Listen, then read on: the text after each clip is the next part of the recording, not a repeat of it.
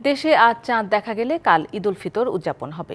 ঈদ জামাত ঘিরে নিরাপত্তার কোনো শঙ্কা নেই বলে জানিয়েছেন স্বরাষ্ট্র উপদেষ্টা জাহাঙ্গীর আলম চৌধুরী। জাতীয় ঈদগাহ পরিদর্শন শেষে তিনি বলেন, রাজধানীর নিরাপত্তা ব্যবস্থা নিয়ে সোশ্যাল মিডিয়ায় নানা গুজব রয়েছে, তবে কোনো ধরনের নিরাপত্তা হুমকি নেই। পরিস্থিতি মোকাবেলায় প্রস্তুত রয়েছে আইনশৃঙ্খলা বাহিনী। ডিএমপি কমিশনার জানান, জাতীয় ঈদগাহ ময়দানে নেওয়া হয়েছে 5 স্তরের নিরাপত্তা ব্যবস্থা।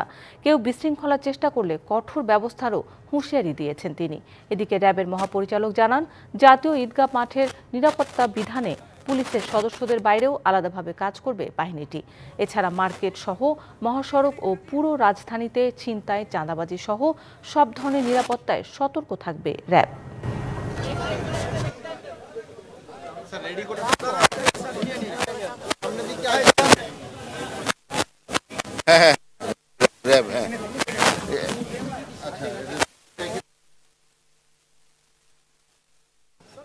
বিভিন্ন বিপণী বিতানের যে তাদের যে বিক্রি, এখানে যে অর্থ লেনদেন, সেখানে যাতে কোনো ধরনের চাঁদাবাজি না হতে পারে, রাস্তাঘাটে ছিনতাই, ডাকাতি বন্ধের জন্য আমরা আপ্রাণ চেষ্টা করে যাচ্ছি।